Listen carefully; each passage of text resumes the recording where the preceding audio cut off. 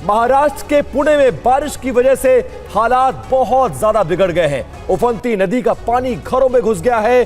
पानी में फंसे लोगों को नाव की मदद से बाहर निकाला गया है। लगातार बारिश की वजह से पुणे में नदी किनारे की सोसाइटीज में हालत बेहद खराब हो गई है। तस्वीरें एकता नगर और विठल नगर इलाके की हैं, जहां सड़कों पर कई फीट पानी भर चुका है। स्थानीय लोगों का कहना है कि सुबह करीब 3 बजे से पानी बढ़ना शुरू हुआ। जब सड़कों पर भरा ये पानी घरों में घुसने लगा तो लोगों ने प्रशासन को सूचित किया। कुछ ही देर में इलाके में 6 से 7 फीट पानी भर गया और लोगों को रेस्क्यू करने के लिए बोट की मदद लेनी पड़ी। अभी मेरे घर में एक 6-7 फुट पानी है। आपके घर में कैसे आप पिताजी है, माँ है, क्या हालात है? और बाकी एरिया में अभी सबको घर से बाहर निकाला है, दूसरी जगह शिफ्ट किया है। पूरा घर में सामान मेहमान नीचे गिर गए पानी की वजह से, पूरा नुकसान है। प्रशासन ने कुछ पहले से बताया नहीं, इसलिए ज्यादा ये गड़बड़ हो गए। बताया जा रहा है कि लगातार बारिश की वजह से खड़गवासला बांध का जलस्तर बढ़ गया है और बांध से पानी छोड़ने जाने की वजह से रिहायशी इलाकों में भर जाने से हालात इतने बिगड़ गए हैं। बारिश की वजह से नवी मुंबई की सड़कों पर पानी भर गया है। आज मुंबई में बारिश का येलो अलर्ट है, तो वहीं ठाणे, पालघर और रायगढ़ के लिए बारिश का ऑरेंज अलर्ट जारी किया गया है। और महाराष्ट्र के पुणे जिले में आज भारी बारिश के अलर्ट को देखते हुए स्कूलों में छुट्टी घोषित कर दी गई है।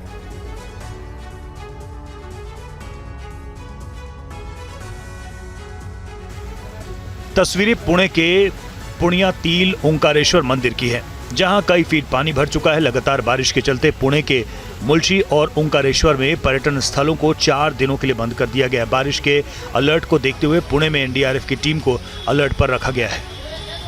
तस्वीरें महाराष्ट्र के पुणे जिले की मुला मोथा नदी की हैं, जो इन दिनों खतरे के निशान से ऊपर बह रही है। उफनती नदी का पानी नदी के आसपास के निचले इलाकों को अपनी चपेट में ले चुका है। बारिश के बीच पुणे में हादसों का सिलसिला भी जारी है। भिड़े पुल के पास जेड ब्रिज परिसर के नीचे 3 लोगों की बिजली का करंट लगने से मौत हो गई। लगातार हो रही बारिश की वजह से पुणे की सड़कों से पानी की निकासी नहीं हो पा रही है। तस्वीरें पुणे के सिंहगढ़ रोड की है, जहां नगर निगम के कर्मचारी पानी की निकासी की कोशिश करते नजर आए। वहीं बारिश के बीच लैंडस्लाइड भी जारी है। महाराष्ट्र में पुणे रायगढ़ को जोड़ने वाले ताम्हिणी घाट पर लैंडस्लाइड हुआ है। लैंडस्लाइड की वजह से ताम्हिणी घाट से गाड़ियों की आवाजाही 5 से 6 घंटे तक बंद रही। और अब बात पुणे के ही कुछ और इलाकों की। पुणे के उल्हासनगर में बारिश के चलते नदियां उफान पर है और नदी के आसपास के इलाकों में बाढ़ का खतरा बढ़ गया है। महाराष्ट्र में उल्हासनगर में उल्हास नदी का जलस्तर तेजी से बढ़ता जा रहा है। अगर बारिश का सिलसिला ऐसे ही जारी रहा तो कई इलाकों में बाढ़ आ सकती है। कल्याण और उसके आसपास के इलाकों में हालात तेजी से बिगड़ रहे हैं। बारिश के अलर्ट को देखते हुए प्रशासन अलर्ट मोड पर काम कर रहा है। ये तस्वीरें भी पुणे से आई हैं, जहां भिड़े पुल के आसपास पानी का जलस्तर तेजी से बढ़ने की वजह से हालात बिगड़ चुके हैं।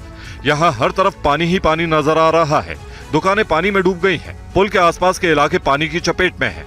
बाढ़ में फंसे लोगों को बाहर निकालने का काम जारी है। पुणे में भारी बारिश के चलते सड़कों पर कैसा सैलाब आया है, इस वीडियो को देखकर अंदाजा लगाया जा सकता है। पुणे की सड़कों पर इतना ज्यादा पानी भर गया है कि इस पानी में एक गाड़ी पूरी तरह से डूब गई है। पुणे के रिहायशी इलाकों के हालात बेहद खराब हैं। यह तस्वीर पुणे के मांजीबाग इलाके की है, जहां सड़कों पर इतनी तेजी से पानी भरने लगा कि यह पानी कई घरों और दुकानों में घुस गया। घरों में रखा सामान पानी में डूब गया। अब आपको महाराष्ट्र के रायगढ़ के कर्जत खोपाली रोहा के हालात दिखाते हैं, जहां कई दिनों से लोग घरों में कैद रहने को मजबूर हैं। आयरस बिल्डिंग की पार्किंग का हाल देखिए। सोसाइटी की पार्किंग पूरी तरह से पानी में डूबी है। सड़कों पर फर्राटा भरने वाली गाड़ियां कई दिनों से पार्किंग में डूबी पड़ी हैं। लोगों का घर से निकलना मुहाल है। लगातार तेज बारिश के बाद पानी की निकासी नहीं होने से कर्जत, खोपोली, रोहा सहित पूरे जिले में यही हालात हैं। भारी बारिश की वजह से कर्जत में बहने वाली कई नदियां उफान पर हैं, जिसकी वजह से कई इलाकों में नदी नाले ओवरफ्लो हो गए हैं। रिहायशी इलाके सहित सड़कों पर कई फीट पानी भर गया है। व्यवसाय बुरी तरह से प्रभावित हुआ है। देख सकते हैं कि कई जगह दुकानों में भी पानी घुस गया है। रास्ते पानी में डूबे होने की वजह से कई दिनों से दुकानदारों ने शटर तक नहीं उठाए हैं। बताया जा रहा है कि ये हालात पिछले हफ्ते भर से लगातार हो रही बारिश की वजह से हुए हैं। इस बीच मौसम विभाग की माने तो लोगों को इससे ज्यादा राहत मिलने की उम्मीद नहीं है। रायगढ़ समेत आसपास के जिले समेत मौसम विभाग ने विदर्भ जिलों में अलग अलग स्थानों पर गरज के साथ बौछारें, तेज हवाएं चलने और भारी बारिश का अलर्ट जारी किया है। और अब एक नजर महाराष्ट्र के कुछ और इलाकों पर भी डाल लेते हैं, जहां बारिश के चलते बाढ़ जैसे हालात बने हुए हैं। तस्वीरें मुंबई के अंधेरी सबवे की हैं, जहां पानी भरने की वजह से इसे बंद करना पड़ा। पंपिंग मशीन के जरिए लगातार पानी निकालने की कोशिश जारी है। लगातार पानी का स्तर बढ़ने से पानी निकासी में दिक्कतें आ रही हैं। सबवे में पानी का बहाव तेज होने की वजह से वाहनों की आवाजाही बंद करनी पड़ी। तस्वीरें मुंबई के चेंबूर इलाके की हैं, जहां जिस तरफ आप नजर घुमाएंगे आपको सिर्फ और सिर्फ पानी ही नजर आएगा। सड़कों पर भरे पानी ने गाड़ियों की रफ्तार को धीमा कर दिया है। घर से निकले लोग किस तरह जलभराव से जूझते नजर आए, आप खुद देख लीजिए। मुंबई में आज भी बारिश की चेतावनी है, ऐसे में हालात सुधरने की उम्मीद कम ही है। तस्वीरें मुंबई के कलीना एयरपोर्ट कॉलोनी की है, जहां बारिश की वजह से सड़कों पर पानी भरना शुरू हो गया। महाराष्ट्र की नदियां इन दिनों उफान पर हैं। तस्वीरें मुंबई की मीठी नदी की है, जिसका जल स्तर तेजी से बढ़ रहा है। बरसात इसी तरह से होती रही तो ये पानी ओवरफ्लो होकर निचले इलाकों को अपनी चपेट में ले सकता है। अब मुंबई के पोस्टल कॉलोनी के हालात देख लीजिए, जहां निचले इलाकों में पानी भर गया है। घरों में पानी भरने से लोग परेशान हैं। नवी मुंबई के एपीएमसी मार्केट में भी लोग जल भराव से जूझते नजर आए। पूरा इलाका पानी में डूबा है। और मुंबई में अंधेरी सबवे के ताजा हालात दिखा रहे संवाददाता गोविंद ठाकुर, देखिए उनकी रिपोर्ट।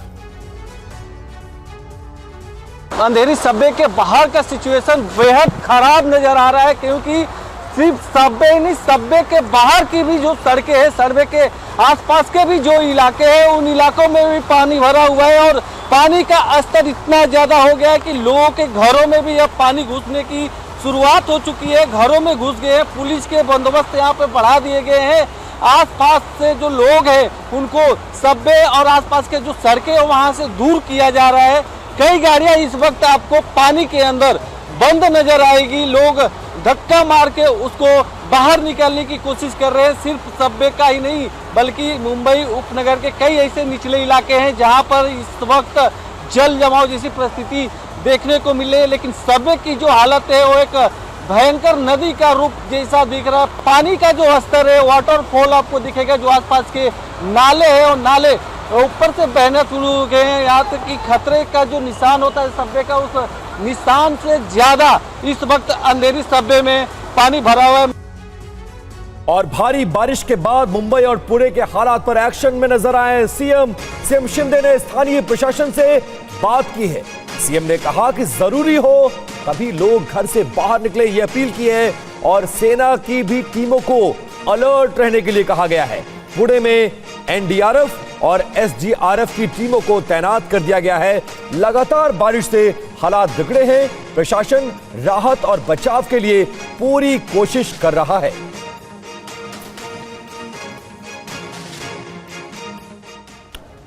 और मुंबई के अंधेरी सबवे में पानी भरने से पूरा इलाका इस वक्त पानी में डूबा हुआ है। संवाददाता गोविंद ठाकुर की एक और रिपोर्ट दिखाते हैं आपको। अंधेरी सबवे इस वक्त पानी से इतना भरा है कि सिर्फ सबवे नहीं, आसपास की जो सड़कें हैं, जो घरें हैं, जो दुकानें हैं, उन दुकानों में भी पानी भर गए। जो पुलिस के बैरिकेड लगाए गए थे, पानी का प्रभाव इतना ज्यादा है कि पुलिस का बैरिकेड भी इस पानी के अंदर बहता हुआ नजर आ रहा है। जो आसपास की सड़कों पे गाड़ियां खड़ी थी वो गाड़ियां बंद पड़ गई है।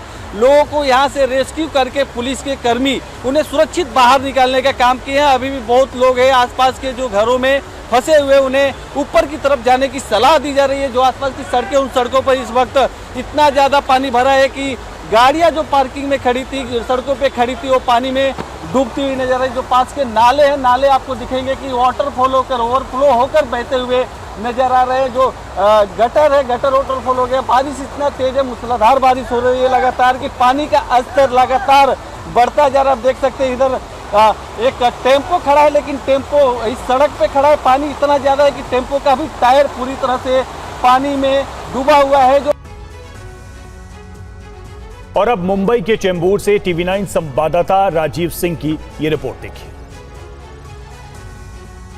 इस वक्त मैं मुंबई के चेंबूर इलाके में हूं। यहाँ की तस्वीर आपको सड़क किनारे की दिखाता हूं। आप देखिए यहाँ पर सड़क किनारे जो है बड़े पैमाने पर जलभराव आपको देखने को मिलेगा। यहाँ पर जो है पंप भी लगाया गया है, पंप के जरिए पानी की निकासी का काम किया जा रहा है, लेकिन ये नाकाफी साबित हो रहा है क्योंकि सड़क किनारे जो है लगभग 1 फीट तक पानी जमा है। दरअसल इस सड़क पर जो है चेंबूर इलाके में मेट्रो का भी काम चल रहा है, जिसके चलते यहाँ पर बड़े पैमाने पर वाटर लॉगिंग हो रही है। दूसरी तरफ की भी तस्वीर आपको दिखाते हैं। सामने देखिए किस तरह से दूसरी तरफ भी बड़े पैमाने पर जल भराव हो गया है, लोगों को खासी परेशानियां हो रही है।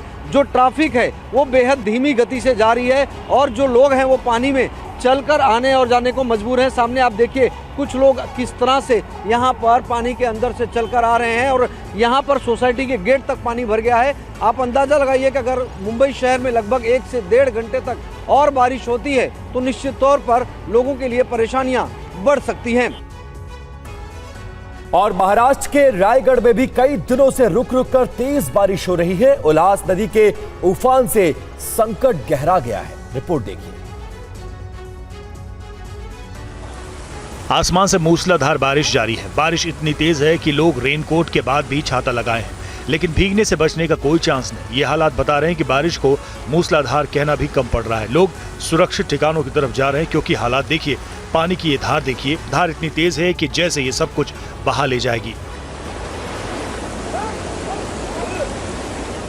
अब ये घर की बाउंड्री के अंदर निकलते पानी को देखिए, ऐसा लग रहा है कि घर ही पानी का सोता बन गया है। बेतहाशा पानी बह रहा है। बाढ़ किस कदर विकराल होती जा रही है, हालात बता रहे हैं। बेकाबू हालात के बीच गांव पानी से घिरे हुए हैं। ये हालात हैं रायगढ़ के करजत इलाके के, जहां उल्हास नदी उफान पर है। कई गांवों का संपर्क कट गया है। सड़कों पर भी नदी जैसे हालात हैं। खतरे को देखते हुए प्रशासन अलर्ट पर है। उल्हास नदी के किनारे बसे वावे गांव के हालात देखिए। गांव पूरी तरह से पानी में डूब गया है। निकलने के रास्ते बंद हो गए हैं। मौसम विभाग ने रायगढ़ के लिए अगले कुछ दिनों तक बारिश को लेकर ऑरेंज अलर्ट जारी किया है।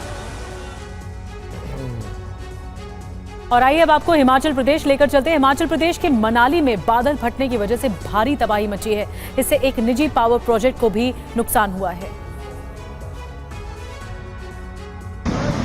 बादल फटने के घंटों बाद पहाड़ों से अब भी तेजी से पानी उतर रहा है। पानी की इस रफ्तार को देखकर अंदाजा लगाया जा सकता है कि रात 2 बजे बादल फटने के बाद क्या हालात हुए होंगे। हालात की भयावहता की गवाही ये सोलांग पुल दे रहा है, जो मनाली लेह मार्ग पर बना है। पुल की हालत देखिए, बड़े बड़े पत्थर पानी के साथ नीचे उतरे। पानी बड़ी मात्रा में गाद भी लेकर आया। सुबह जब लोग उठे तो पुल पूरी तरह से मलबे से भरा था। बताया जाता है कि बादल फटने से धुंधी से पलचान तक बाढ़ आ गई। बताया जाता है कि पलचान में 2 मकान फ्लैश फ्लड में बहे हैं और एक घर को नुकसान पहुंचा है। कई पशुपालकों की भेड़ बकरियां भी बाढ़ की चपेट में आने से बह गई। बताया जाता है कि बादल फटने की यह घटना अंजनी महादेव नाले के पास हुई, जहां एक निजी पावर प्रोजेक्ट भी चल रहा है। बादल फटने के बाद पहाड़ से उतरे मलबे से पावर प्रोजेक्ट को भी भारी नुकसान हुआ है। साथ ही मनाली लेह हाईवे बंद हो गया है, जिसके बाद रोहतांग पास के जरिए लाहौल घाटी में आवाजाही हो रही है। इस बीच कुल्लू और लाहौल स्पीति पुलिस ने एडवाइजरी जारी की है। राहत की बात है कि मनाली में धूप खिली है और मौसम साफ है, जिसके बाद रास्ते को ठीक करने का काम चल रहा है। बात उत्तराखंड की। उत्तराखंड में बारिश के बीच लैंडस्लाइड जारी है। प्रदेश के किन किन इलाकों में अब तक लैंडस्लाइड हुआ है, आइए जानते हैं। तस्वीरें चमोली की हैं, जहां पहाड़ों से इतना ज्यादा मलबा गिरा कि सड़क ही टूटकर खाई में जा गिरी। आधी सड़क गायब है और इसी जोखिम भरे रास्ते से छोटी गाड़ियों को सावधानी से बाहर निकाला जा रहा है। बद्रीनाथ नेशनल हाईवे पर पातालगंगा और लांगसी के पास लैंडस्लाइड हुआ है, जिसकी वजह से बद्रीनाथ नेशनल हाईवे बंद है और बद्रीनाथ जाने वाली गाड़ियां रास्तों में फंसी हैं। जहां एक और बद्रीनाथ नेशनल हाईवे बंद हो गया है, तो वहीं भारत चीन की सीमा को जोड़ने वाला नीति बॉर्डर हाईवे भी जोशीमठ नगर से 5 किलोमीटर आगे मेरग लाल बाजार में बंद हो गया है। नीति बॉर्डर की सड़क बंद होने से सरहद चौकियों तक सेना के वाहनों और रसद की आवाजाही फिलहाल ठप हो गई है। चमोली, बद्रीनाथ, जोशीमठ में बारिश के बीच लैंडस्लाइड की खबरें लगातार सामने आ रही हैं। वहीं उत्तराखंड के रुद्रप्रयाग जिले में भी लैंडस्लाइड जारी है। रुद्रप्रयाग के गौरीकुंड हाईवे पर डोलिया देवी में पहाड़ी का मलबा आ गया है, जिसकी वजह से कल रात से आवाजाही ठप है और यात्री रास्तों में फंसे हुए हैं। रास्ता खोलने की कोशिश जारी है। और वहीं हिमाचल, उत्तराखंड और मध्य प्रदेश के बाद गुजरात के भी कई इलाकों में बाढ़ जैसे हालात बने हुए हैं। लगातार बारिश से कई नदियां उफान पर हैं। गंभीर हालात के बीच एसडीआरएफ और एनडीआरएफ की टीमें रेस्क्यू ऑपरेशन में जुटी हुई हैं। देखिए वडोदरा से ये लेटेस्ट रिपोर्ट। सड़कों पर सैलाब का कब्जा, नालों में तब्दील गलियां, बस्तियों में भरा पानी, सोसाइटी में तालाब जैसा मंजर। तस्वीरें गुजरात के वडोदरा की हैं। पानी के इस सैलाब से बाढ़ की स्थिति गंभीर है, इसका अंदाजा लगाया जा सकता है। पूरे वडोदरा में बस पानी ही पानी नजर आ रहा है। गाड़ियां बंद होने के बाद लोग पानी में गाड़ी को धकेलते नजर आ रहे हैं। जिंदगी पर ब्रेक लग गई है। सड़कों पर जल भराव से कई जगहों पर लंबा जाम नजर आ रहा है। वडोदरा के कई इलाकों में लोगों के आशियाने तक पानी पहुंच गया है। वडोदरा में पिछले कई दिनों से लगातार भारी बारिश हो रही है, जिसकी वजह से हालात काफी गंभीर नजर आ रहे हैं। वडोदरा से 20 किलोमीटर दूर अजवा सरोवर भी पानी से लबालब भरा हुआ है। वाटर लेवल मेंटेन करने के लिए इस सरोवर से पानी विश्वामित्री नदी में छोड़ा जा रहा है, जिससे नदी में भी उफान आया हुआ है। वहीं आनंद में भी पिछले कई दिनों से तेज बारिश का दौर जारी है, जिसकी वजह से लोगों को भारी परेशानी का सामना करना पड़ रहा है। सड़कों पर जल भराव के बीच आने जाने वालों को दिक्कतों का सामना करना पड़ रहा है। दरअसल गुजरात में इन दिनों भारी बारिश ने हालात बिगाड़ दिए हैं। राजकोट में भी भारी बारिश के बाद लोगों को परेशानी का सामना करना पड़ रहा है। कई इलाकों में बाढ़ का पानी लोगों के घरों तक पहुंच चुका है। कई इलाकों में किस कदर भारी बारिश हुई है, इसका अंदाजा इन तस्वीरों से लगाया जा सकता है। मंदिर पानी पानी हो चुका है। हर तरफ बारिश के पानी ने डेरा जमा लिया है। दरअसल गुजरात के सौराष्ट्र में भारी बारिश से कई जिलों में हालात बेकाबू बने हुए हैं। सौराष्ट्र में 5 जिलों में भारी बारिश रिकॉर्ड की गई है। पोरबंदर और जूनागढ़ के कई गांव का संपर्क भी टूटा हुआ है। तो वहीं दक्षिण गुजरात के सूरत में भी भारी बारिश से निचले इलाकों में पानी भर गया है। पानी में फंसे लोगों को निकालने के लिए कड़ी मशक्कत करनी पड़ रही है। मौसम विभाग ने उत्तर गुजरात के साबरकांठा, अरवल्ली, महिसागर, पंचाल और दाहोद जिलों में अलर्ट जारी किया है। बाकी गुजरात के जिलों में येलो अलर्ट रखा गया है। गुजरात में पिछले कई दिनों की बारिश से सौराष्ट्र में सबसे ज्यादा हालात बिगड़े हैं। मध्य प्रदेश के कई जिलों में पानी से कोहराम मचा है। लगातार हो रही भारी बारिश के बाद कई इलाकों में हालात काफी गंभीर हो गए हैं। तस्वीरें ओरछा की जामनी नदी की है, जहां मछली पकड़ने गए 5 युवक टापू पर फंस गए, जिसके बाद फंसे युवक को रस्सी के सहारे निकालने की कोशिश की गई, लेकिन कामयाबी नहीं मिली, जिसके बाद एसडीआरएफ की टीम को मौके पर बुलाया गया। वहीं मध्य प्रदेश के कटनी में भारी बारिश के बाद पानी का कहर देखने को मिल रहा है। अंडरपास पानी से लबालब भरा नजर आ रहा है। सड़कों पर हर तरफ जल भराव है। दतिया में भी लगातार बारिश हो रही है, जिसकी वजह से लोगों को परेशानी का सामना करना पड़ रहा है। मध्य प्रदेश में अगले 24 घंटे को लेकर मौसम विभाग ने अलर्ट जारी किया है। सिवनी, बालाघाट में बिजली के साथ भारी बारिश होने की संभावना है। साथ ही रायसेन, सांची, दक्षिण विदिशा, नरसिंहपुर, छिंदवाड़ा, पंडुरना पेंच, उमरिया, बांधवगढ़, डिंडोरी में भी तेज बारिश का अनुमान लगाया जा रहा है। और उत्तर प्रदेश के कई जिलों में बाढ़ और बारिश से हाल बेहाल है। गांव और घर पानी से घिर गए हैं। प्रयागराज में मूसलाधार बारिश से सड़कों पर जल जमाव जैसी स्थिति पैदा हो गई है। ये रिपोर्ट देखिए।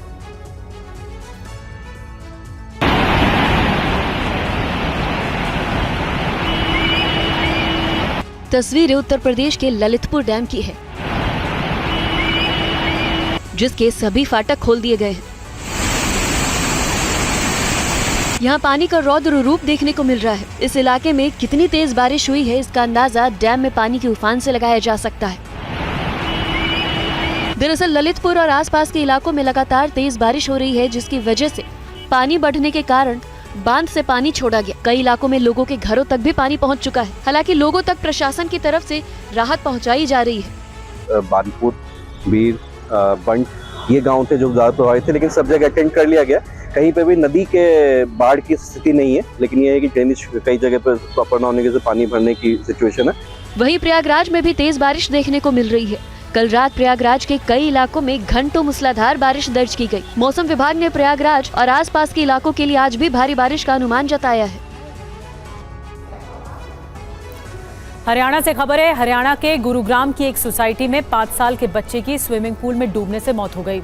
हर माता पिता को सावधान करने वाली ये रिपोर्ट देखिए। गुरुग्राम के सेक्टर 37D स्थित BPTP सोसाइटी का ये स्विमिंग पूल है। देखिए इस स्विमिंग पूल में एक बच्चा कैसे तैरता दिखता है। उसमें कोई हरकत नहीं होती, गार्ड उसे आनन फानन में निकालता है। ये तस्वीरें आपको विचलित कर सकती हैं। बच्चे को बेहोशी की अवस्था में गार्ड ले जाता है। सोसाइटी के बाहर इस खबर के बाद हड़कंप मच जाता है। बताया जाता है कि बच्चा तकरीबन 10 मिनट तक स्विमिंग पूल में पड़ा था। घटना के लिए लाइफ गार्ड्स की लापरवाही सामने आई, जो अपनी ड्यूटी से गायब थे। तो जो मुकदमा दर्ज करके आगे कार्रवाई कर, अभी तक मुकदमा दर्ज कर। बताया जाता है कि सोसाइटी के जे टावर में रहने वाले बिन्नी सिंगला का 5 साल का बेटा मेवांश सिंगला बुधवार की शाम अपनी दादी के साथ सोसाइटी के क्लब में बच्चों के लिए बने स्विमिंग पूल में नहाने गया था। इसी दौरान दादी मेवांश के लिए कुछ सामान लेने अपने फ्लैट में गई और इस बीच यह हादसा हो गया। BPTP प्रबंधन पर इस घटना के बाद बड़ा सवाल खड़ा हो गया है। कई चीजें पॉइंट आउट किया है, बट BPTP कोई एक्शन नहीं लेता उस पर। इस क्लब के रनिंग में कई कमियां हैं, सोसाइटी में भी बहुत सारी कमियां हैं। लिफ्ट जो है उनका भी बुरा हाल है। आए दिन कोई ना कोई इंसिडेंट होता है। लोकसभा में संसदीय कार्य मंत्री किरण रिजिजू का बयान। लोकसभा स्पीकर से किरण रिजिजू ने की अपील, संसदीय परंपरा का उल्लंघन न करे सांसद, परंपरा का उल्लंघन करने पर हो कार्रवाई। रिजिजू ने कहा ऐसे सांसदों पर अध्यक्ष उचित कार्रवाई करें।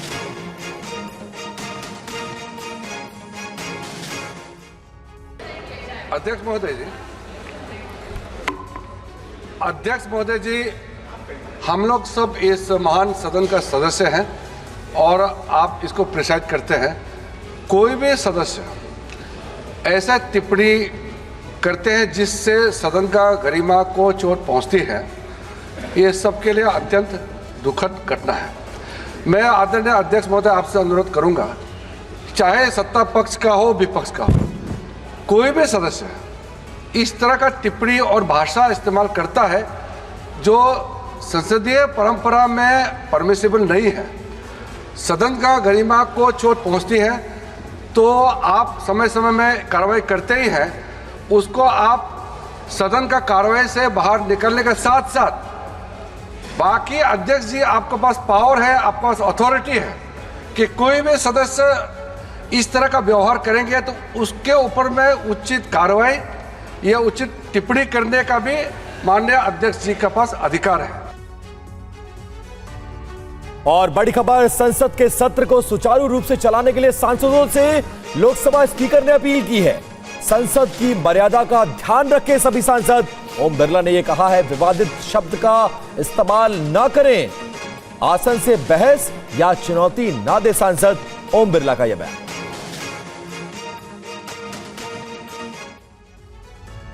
सभी माननीय सदस्य सदन के अंदर अपनी बात को कहें, चर्चा में भाग लें, मर्यादा रखें, कोई ऐसी टिप्पणी न करें जो सदन की मर्यादाओं के अनुकूल नहीं है और संसदीय परंपराओं के अनुकूल भी है। हम और कोशिश करें इस सदन में उच्च कोटि की परंपरा बने, प्रॉपर्टी बने, लोग चर्चा करें कि 18वीं लोकसभा के अंदर चुनने वाले माननीय सदस्यों ने इस सदन की गरिमा को बढ़ाया, मर्यादा को बढ़ाया। मैं सभी माननीय सदस्यों से आग्रह करूंगा, ऐसे शब्द स्पंज तो हम कर ही देते हैं, लेकिन उसके साथ साथ आगे भविष्य में ऐसा कोई भी शब्द, ऐसा कोई भी बात न तो बैठे बैठे टिप्पणी करें, न अपने भाषण के अंदर टिप्पणी करें। एक और आग्रह करूंगा कि मैं फिर आपसे आग्रह करूंगा, कभी आसन से बहस और चुनौती देने का काम भी नहीं करें। और इस बीच आपको बता दें कि पप्पू यादव ने पूर्णिया एयरपोर्ट का मुद्दा उठाया है। पप्पू यादव ने पूछा है कब शुरू होगा एयरपोर्ट। पप्पू यादव के सवाल पर स्पीकर ने फिर चुटकी भी ली। स्पीकर ने कहा कि लोग कहेंगे बिहार को ज्यादा मिल गया।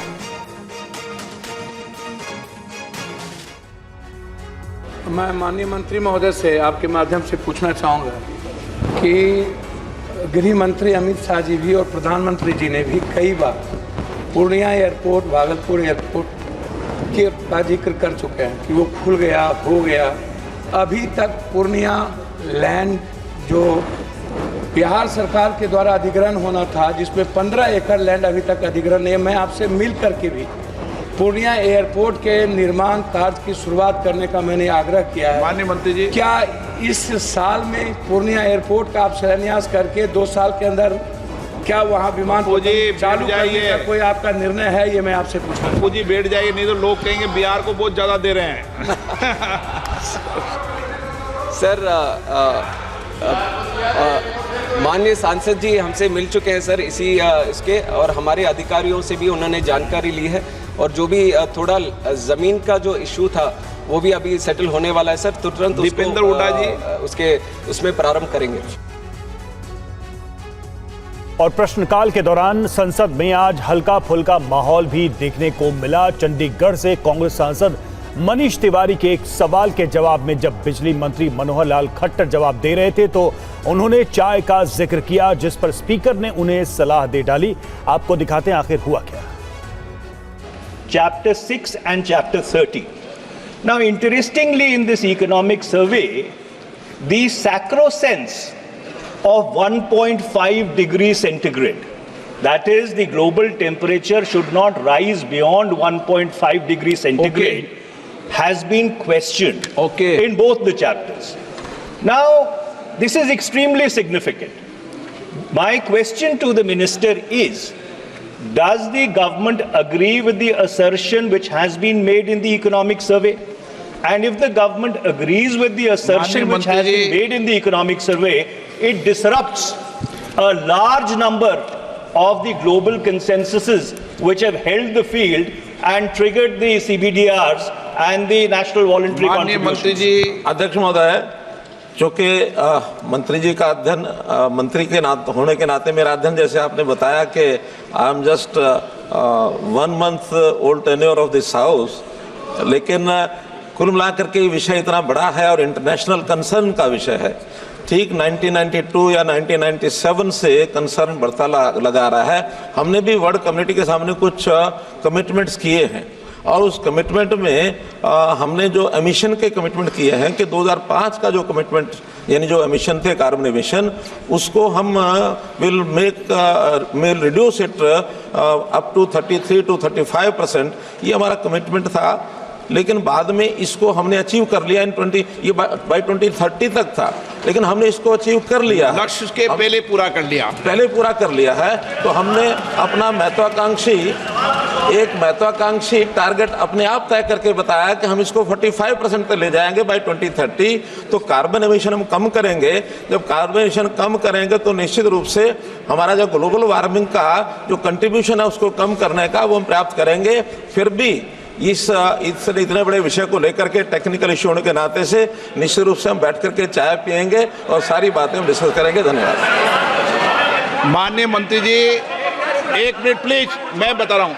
माननीय मंत्री जी कभी भी प्रश्नकाल में ये नहीं कि चाय पी के जवाब देंगे। जो जवाब आपने दे दिया वो ठीक है, चाय पी के जवाब नहीं।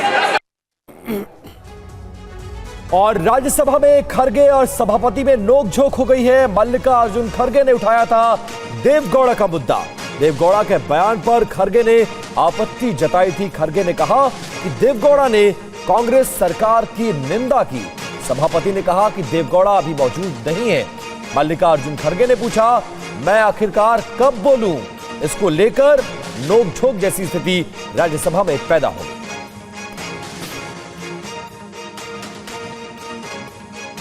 एक ही मिनट लूंगा आपका, क्योंकि ये it is with respect to what?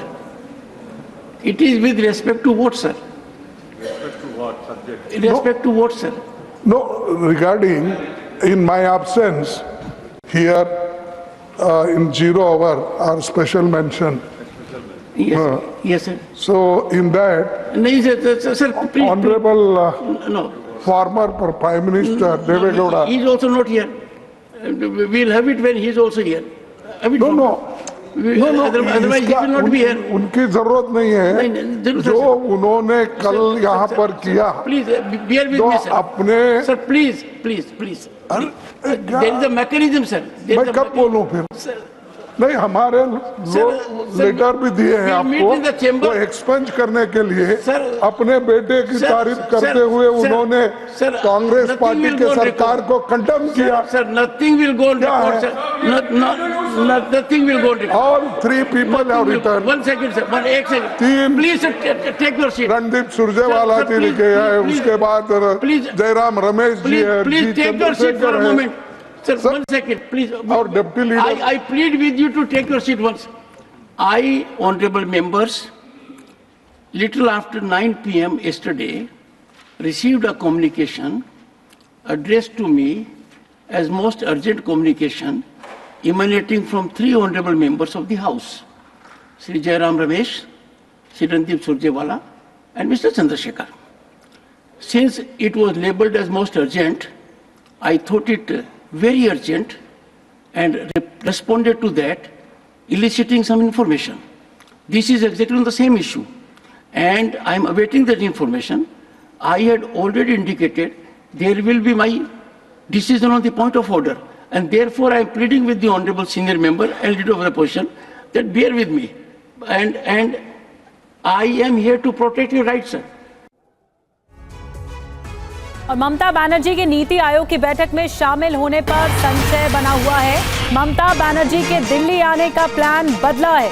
आज ममता बनर्जी को दिल्ली आना था, लेकिन इस पर संशय बना हुआ है। बैठक में शामिल होने पर कल करेंगी फैसला। नीति आयोग की बैठक होनी है, उस पर ममता बनर्जी शामिल होंगी या नहीं होंगी, इस पर अभी आशंका है। रविशंकर दत्ता और ज्यादा जानकारी के साथ हमें ज्वाइन कर रहे हैं। रविशंकर दत्ता, क्या बताया जा रहा है, क्या ममता बनर्जी शामिल होंगी इस बैठक में? देखिए, ममता बनर्जी के दिल्ली जाने को लेकर एक शंका यहाँ पे पैदा हुआ है, क्योंकि पहले ममता बनर्जी को कल जाना था, उसका बाद वो कल ही पोस्टपोन हो रहा था, उसका बाद आज उनको जाना था 3 बजे की चार्टर्ड फ्लाइट से, जो कि उनका खुद का फ्लाइट है। लेकिन अचानक खबर आई कि ममता बनर्जी आज नहीं जा रहे हैं, कल जा सकते हैं, लेकिन उनका ये प्लान में चेंज अचानक क्यों, इसके बारे में अभी कोई खुलासा नहीं हुआ है। हम लोग सबको पता है कि इंडिया के जितने सारे चीफ मिनिस्टर्स है कांग्रेस के, वो इसमें नहीं शामिल हो रहा है। अब ममता बनर्जी इसी बात पे गौर कर रहे हैं कि नहीं, ये अभी तो खुलासा नहीं हो रहा है।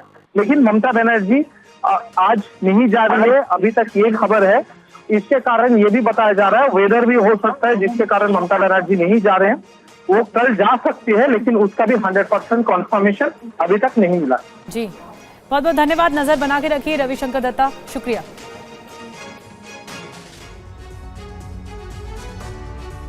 उत्तर बंगाल को पूर्वोत्तर भारत में शामिल करने वाले प्रस्ताव पर सियासी घमासान मचा है। दिल्ली में केंद्रीय मंत्री सुकांतो मजूमदार ने कहा कि वो अपने स्टैंड पर कायम है। देखिए पूरा अपडेट।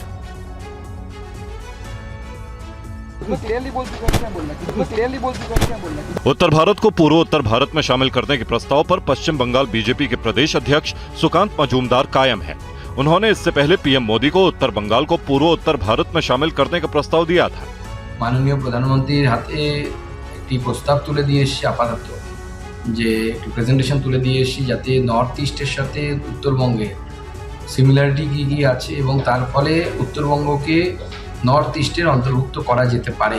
उत्तर बंगाल को पूर्वोत्तर भारत में शामिल करने के प्रस्ताव में प्रदेश के 6 महत्वपूर्ण जिले शामिल हैं। उत्तर बंगाल के इन जिलों में दार्जिलिंग, जलपाईगुड़ी, कूच बिहार, उत्तर दिनाजपुर, दक्षिण दिनाजपुर और मालदा जैसे इलाके शामिल हैं। बीजेपी प्रदेश अध्यक्ष के इस प्रस्ताव से बंगाल की राजनीति में उबाल आया हुआ है। टीएमसी ने बीजेपी के प्रस्ताव को विभाजन की राजनीति बताया है। टीएमसी के मुताबिक उत्तर बंगाल नाम से प्रदेश में कोई हिस्सा या इलाका नहीं है। और सुकांतो मजूमदार के दिए गए बयान पर बीजेपी सांसद समीक भट्टाचार्य ने TV9 भारतवर्ष के संवाददाता आनंद प्रकाश पांडे से खास बातचीत की है। उन्होंने कहा कि सुकांतो ने बंगाल के बंटवारे की बात नहीं कही है। सुकांतो मजूमदार का जो स्टेटमेंट था उसको गलत तरीके से पेश किया जा रहा है। He has been wrongly interpreted. Sukanta Majumdar जो बताया वो सही बात बताया। सुकांतो मजूमदार कहा है जैसे हमारा सटा हुआ जो राज्य है, जैसे असम है, त्रिपुरा है, उस जगह को जो इंफ्रास्ट्रक्चर डेवलपमेंट हो रहा है, उस जगह में जो निवेश आ रहा है वो पश्चिम बंगाल में नहीं आ रहा है। अरे टीएमसी का जो राजनीति है उसमें तो पूरा पश्चिम बंगाल ही नहीं रहेगा। जो खुलेआम उस पार का जो लोग जो किसी समय हिंदुस्तान को नापाक बोलकर, दरुल हर्ब बोलकर इस देश छोड़ के चला गए थे, उसी लोगों को तो ला रहे वो घुसपैठ को आमंत्रण कर रहे हैं, वो रोहिंग्या को लाकर बैठा रहा है। जो ग्रेटर बांग्लादेश का एक साजिश है, इंटरनेशनल साजिश, एक साइलेंट डेमोग्राफिक इन्वेशन जो बंगाल का ऊपर चल रहा है। आज तृणमूल कांग्रेस सिर्फ विभाजन की राजनीति के लिए और अपने ब्लॉक वोट के लिए उसको समर्थन दे रहा है। और आज की एक और बड़ी खबर, विशेष राज्य की मांग पर आज बिहार विधानसभा में फिर हंगामा हुआ। लालू यादव ने कहा कि नीतीश कुमार ने बीजेपी के सामने सरेंडर कर दिया है।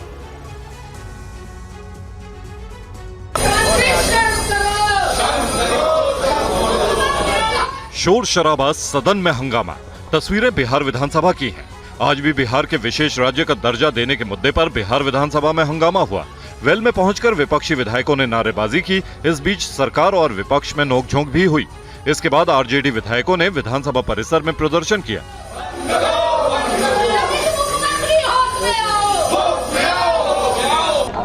बैठे, कोई कुछ नहीं जानती है तो हम ले आने वाला हम ही हैं।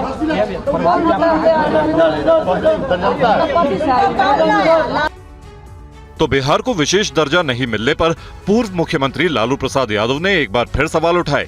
उन्होंने कहा कि नीतीश कुमार ने बीजेपी के सामने आत्मसमर्पण कर दिया है। कि नीतीश कुमार ने कोई जवाब नहीं दिया, नहीं मिलने पर सरेंडर कर गए। बिहार में कांग्रेस कार्यकर्ताओं पर हुए लाठीचार्ज के विरोध में आज प्रदर्शन किया गया।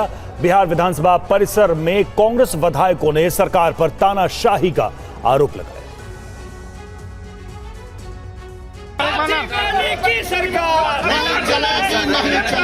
नीतीश सरकार के खिलाफ नारेबाजी, मुंह पर काली पट्टी और हाथों में सरकार विरोधी नारे लिखे बैनर, पोस्टर और तख्तियां। तस्वीरें बिहार विधानसभा परिसर की हैं। कल पटना में कांग्रेस के विरोध प्रदर्शन पर पुलिस ने लाठीचार्ज किया था। आज उसी लाठीचार्ज के विरोध में कांग्रेस ने विधानसभा परिसर में प्रदर्शन किया। आलम यह है कि दौड़ा दौड़ा कर युवा साथियों को पीटा गया। आप इस बात को समझिए कि लोकतांत्रिक देश में हम रह रहे हैं, हमारा हक है। अगर कुछ जनता की आवाज को लेकर अगर हम पैदल मार्च कर रहे हैं, शांतिपूर्वक पैदल मार्च कर रहे हैं, तो आप हम पर जबरन लाठियां बरसाएंगे, दौड़ा दौड़ा कर पीटेंगे। और ये भी नहीं देखा कि आप कहां लाठी चला रहे हैं। मेरे गर्दन पे लगा है, अगर थोड़ा ऊपर लगता तो आज हो सकता है कि मैं हॉस्पिटलाइज रहता। ये आलम है इस सरकार का। पुलिस निरंकुश हो गई है। क्या कर रहे हैं? हम लोग प्रदर्शन करेंगे, सरकार को चेताने का काम करेंगे। बेल में भी अभी जाएंगे हम लोग। और आम आदमी पार्टी ने केंद्र शासित राज्यों से नीति आयोग की बैठक में न आने का अपील किया है और बहिष्कार करने की बात कही है। आम आदमी पार्टी सांसद संजय सिंह ने कहा कि इस बजट में विपक्षी सरकारों के लिए कुछ भी नहीं है। इंडिया गठबंधन के घटक दलों ने तय किया है कि उनकी जहां सरकारें हैं वहां के मुख्यमंत्री नीति आयोग की बैठक में शामिल नहीं होंगी। इसमें आम आदमी पार्टी का रुख क्या, बताने के लिए आम आदमी पार्टी से राज्यसभा सदस्य संजय सिंह हमारे साथ है। संजय जी, आपका क्या रुख है कि आपकी दिल्ली और पंजाब में सरकार है? देखिए, जब विपक्षी राज्यों के लिए कोई नीति नहीं है, कोई योजना नहीं है, कोई बजट नहीं है, तो नीति आयोग की बैठक की औपचारिकता पूरी करने का कोई मतलब नहीं प्रधानमंत्री जी को। और इसलिए जिस तरह से उन्होंने दिल्ली को, पंजाब को या दक्षिण के राज्यों को या जो भी विपक्षी राज्य है, झारखंड भी उसमें शामिल है, जिस तरह से बंगाल है, उनके साथ जिस तरह से भेदभाव किया है, सौतेला व्यवहार किया है, उसको लेके ये फैसला लिया गया है कि हमारी जो राज्य सरकारें हैं और उनके जो मुख्यमंत्री हैं वो इसका बहिष्कार करेंगे। पंजाब के मुख्यमंत्री भगवंत मान जी इसका बहिष्कार कर रहे हैं और दिल्ली में मुख्यमंत्री की प्रतिनिधि के रूप में वित्त मंत्री आतिशी जी जा सकती थी, लेकिन हम लोग दोनों सरकारें बहिष्कार कर रहे हैं। इस बीच यूपी पुलिस भर्ती परीक्षाओं का इंतजार खत्म हो चुका है। अब ये परीक्षाएं 23 अगस्त से शुरू होंगी और 31 अगस्त तक चलेंगी। यूपी पुलिस में सिपाही भर्ती के लिए दोबारा परीक्षा की तारीखों का ऐलान कर दिया गया है। 60,244 पदों पर सीधी भर्ती की लिखित परीक्षा 23, 24, 25 अगस्त और 30, 31 अगस्त को होगी। ये परीक्षा 2 पालियों में आयोजित की जाएगी और प्रत्येक पाली में लगभग 5 लाख अभ्यर्थी इस परीक्षा में सम्मिलित होंगे, यानी 5 दिनों में ये परीक्षाएं होंगी। यूपी पुलिस में भर्ती की ये परीक्षा निरस्त कर दी गई थी, जिसके बाद मुख्यमंत्री सीएम योगी आदित्यनाथ ने 6 माह के अंदर फिर से परीक्षा कराए जाने का भरोसा दिया था। पेपर लीक के बाद रद्द की गई इस परीक्षा में धांधली को रोकने के लिए सरकार ने कड़े बंदोबस्त किए हैं। आपको बता दें कि यूपी सरकार ने सार्वजनिक परीक्षाओं में नकल और प्रश्न पत्रों के लीक और छेड़छाड़ जैसी घटना को रोकने के लिए यूपी सार्वजनिक परीक्षा अध्यादेश 2024 लागू किया है। 1 जुलाई 2024 को लागू इस कानून के तहत प्रावधान किया गया है कि इस पेपर लीक के आरोप में दोषी करार दिए जाने के बाद 1 करोड़ तक का जुर्माना और आजीवन कारावास तक की सजा या फिर दोनों ही हो सकती है। जम्मू कश्मीर के कुपवाड़ा में लगातार तीसरे दिन सुरक्षा बलों का सर्च ऑपरेशन जारी है। वहीं कठुआ आतंकी हमले को लेकर सुरक्षा बलों को बड़ी कामयाबी मिली है। जम्मू कश्मीर के कुपवाड़ा में तीसरे दिन भी सर्च ऑपरेशन चल रहा है। सुरक्षा बलों के जवान आतंकियों की तलाश में जुटे हैं। सुरक्षा बलों के साथ हुई भीषण मुठभेड़ के दौरान एक आतंकी को मौत के घाट उतार दिया गया था। मुठभेड़ में सेना के एक एनसीओ शहीद हो गए। सुरक्षा बलों को कुपवाड़ा जिले के लोलाब इलाके में त्रिमुखा टॉप पर आतंकियों के होने की जानकारी मिली थी। इसके बाद इस इलाके को घेर लिया गया। मौके पर अतिरिक्त जवानों की तैनाती की गई है। सर्च ऑपरेशन के दौरान वहां छिपे आतंकियों की तरफ से सुरक्षा बलों को निशाना बनाकर गोलियों की बौछार की गई, जिसका सेना और सुरक्षा बलों ने मुंहतोड़ जवाब दिया। वहीं जम्मू कश्मीर के कठुआ जिले में 7 जुलाई को हुए आतंकी हमले में पुलिस को बड़ी कामयाबी हासिल हुई है। पुलिस ने आतंकियों के 2 मददगारों को गिरफ्तार किया है। बताया जा रहा है कि इन दोनों ने जैश के आतंकियों के खाने, रहने और हमले को अंजाम देने के बाद भागने में मदद की थी। सुरक्षा बल कठुआ के लोहाई मल्हार ब्लॉक के बडनोटा में 7 जुलाई को जब तलाशी अभियान चला रहे थे, तभी आतंकियों ने उन पर ग्रेनेड से हमला किया था, जिसमें 5 जवान शहीद हुए थे। और करगिल विजय दिवस के कल 25 साल पूरे हो रहे हैं। प्रधानमंत्री मोदी इस मौके पर कल द्रास जाने वाले हैं। उससे पहले TV9 भारतवर्ष की टीम भी वहां पर मौजूद है। आपको लद्दाख के लोमोचिन व्यू पॉइंट से TV9 भारतवर्ष की संवाददाता अंजू निर्वाण की ये एक्सक्लूसिव रिपोर्ट दिखाते हैं। हर साल 26 जुलाई के दिन कारगिल विजय दिवस मनाया जाता है। साल 1999 में इसी दिन भारत और पाकिस्तान के बीच लगभग 60 दिनों तक युद्ध चला और उसका अंत हुआ। ये वही दिन है जब भारत के वीर सपूतों ने जम्मू कश्मीर की कारगिल की चोटियों में पाकिस्तानी सेना को खदेड़कर बाहर निकाला और ऑपरेशन विजय को सफलतापूर्वक अंजाम दिया। भारत के वीर सपूतों की वो गौरवपूर्ण गाथा जिसे पूरा देश आज याद कर रहा है, क्योंकि 25वीं वर्षगांठ मनाई जा रही है। और आपको बता दूं कि इस वक्त मैं जिस लोकेशन पर आई हूँ, इस लोकेशन को कहा जाता है लेमोचिन व्यू पॉइंट, और इसी लेमोचिन व्यू पॉइंट से नजर आता है कारगिल का वो टाइगर हिल जहाँ पर हमारे देश के शूरवीरों ने बेहद बहादुरी से युद्ध लड़ा और दुश्मन को खदेड़ भगाया। आपको मैं दिखाना चाहती हूँ कारगिल की वही चोटी जहाँ पर ये पूरा युद्ध लड़ा गया था। आगे बढ़ते प्रोबेशनरी IAS पूजा खेड़कर की मुसीबतें बढ़ती जा रही हैं। अब उनके पेरेंट्स को लेकर नया खुलासा हुआ है। क्या है वो खुलासा, देखिए इस रिपोर्ट में। विवादों को लेकर सुर्खियों में रहने वाले IAS प्रोबेशनरी पूजा खेड़कर और उनके परिवार की मुसीबतें कम होने का नाम नहीं ले रही हैं। मामले में ताजा खुलासा ये हुआ है कि पूजा खेड़कर ने दिल्ली की कई एकेडमीज को दिए मॉक इंटरव्यू के दौरान दावा किया था कि उनके परिवार की आय शून्य है, क्योंकि उनके माता पिता तलाकशुदा हैं और वो अपनी मां के साथ रहती हैं। जानकारी के मुताबिक पूजा ने आय छुपाने के लिए मॉक इंटरव्यू में दोनों के अलग अलग रहने की बात कही थी। दिलीप और मनोरमा खेड़कर ने 2009 में पुणे की फैमिली कोर्ट में आपसी सहमति से तलाक के लिए अर्जी दी थी और 25 जून 2010 को दोनों का तलाक भी हो गया था। अब मामला सामने आया है कि तलाक हो जाने के बावजूद मनोरमा और दिलीप खेड़कर एक साथ रहते हैं। इतना ही नहीं, हाल ही में हुए लोकसभा चुनाव के दौरान दिलीप खेड़कर ने अपने चुनावी हलफनामे में मनोरमा खेड़कर को अपनी पत्नी बताया था। मामले में ये खुलासे तब हुए हैं जब केंद्र सरकार ने पुणे पुलिस को IAS प्रोबेशनरी पूजा खेड़कर के माता पिता दिलीप और मनोरमा खेड़कर की वैवाहिक स्थिति की जांच करने के निर्देश दिए।